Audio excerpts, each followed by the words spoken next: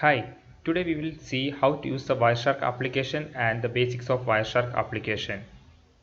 As we know that Wireshark application is used for this packet monitoring and also network troubleshooting. So in order to open the Wireshark, we need to type here Wireshark, and you can see here the Wireshark application. And once you click here, we can see an interface like this. And I am using the version 3.4.6, and here we can see the capture filters and all, and here we can see the interfaces, interface 9, 8, 7, and here we can see the Wi-Fi and all. And here if we look here, we can see there is a spike here, and that means there is a data packet is transferring to this interface. And if you need to start capturing the packet on the interface, we have the option to, once we can double click on there, and it will start capturing the packet. And once we can see here that now the packet is capturing now, and if we have we can see here the stop button and all, or else we can see here, or else we can or else we need to select the interface, and we need to press here start capturing, and that also give the same result. And you can see there is a packet transfer is there, and here packet 1, here we can see the packet 1 packet counts here.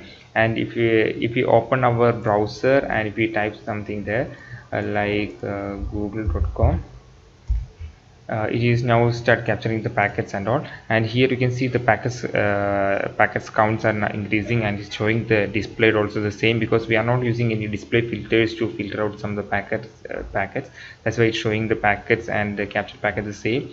And here it's now still it's capturing, and if we need to analyze, we have to stop this. For stopping the packet capturing, we have to press here stop capturing the packet, and it will stop capturing the packet. And we can see around total of 947 packets have been captured now, as here it's mentioned here also. And if you need to start if and so if we look here, we can see a display filter here. So if we need to filter some of the specific packets, like if we need to filter only HTTP packets, we need to type here and press enter, and we can find in HTTP packet here. And if we click on DNS, if we type DNS packet, so we can see around out of 947 packet captured, there are only 53 packets are related to DNS, and you can see here the protocol DNS is mentioned here. So this is the function of this display filter, and if we need to cancel the filter, we have to press it here, so it will show all the filters.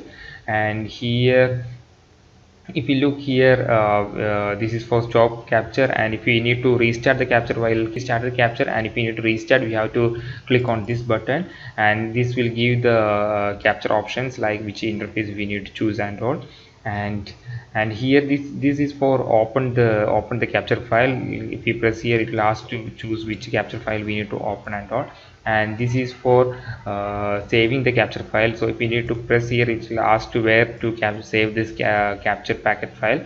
So if we can save here, and we give this and we need to give the name, and we have to save it, it will be automatically saved in this pkapng file.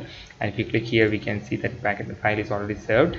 And if we need to close this capture, we have to close here, and you can see here when closed.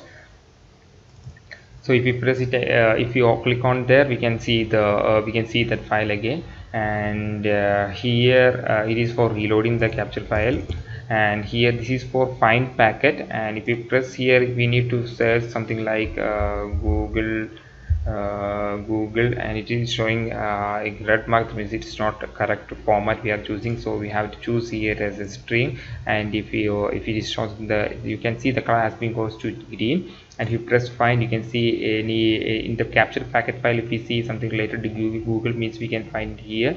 So here also it's mentioned is Google and all. So that is the purpose of this find packet. Then this is for moving the previous packet. If you click here, you can see it is going to the 25th packet. If you press it again, it goes to the previous packet. It's for it, if you press it, it will goes to the next packet. So you can see it will goes next packet. So this is for going to the specified packet. If you press here, we can see an option here. And if you press 900 packet, and if you click here, go to packet, this is going to 900 packet. So this will goes to the first packet, and this will goes to the last packet. So this is for if we press this, it will automatically scroll the last packet during the live capture. If we not press, means it will not scroll automatically. That's it. This is the function of this button, and this is for some coloring rules are there. So you can see if I click, you can see some of the colors that we applied there. So there is a I will explain you the coloring rules later on this.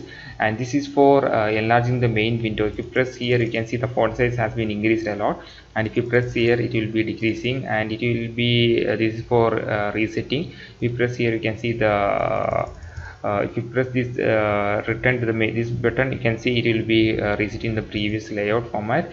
And this is the that means if you here we have some different columns and all, and if you enlarge it and all, if you press here, you can see it will be going to the default format.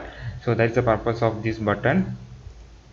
So hope you understand these basics and all. So I will be coming with the next videos and all. So hope you enjoyed, and thanks for watching.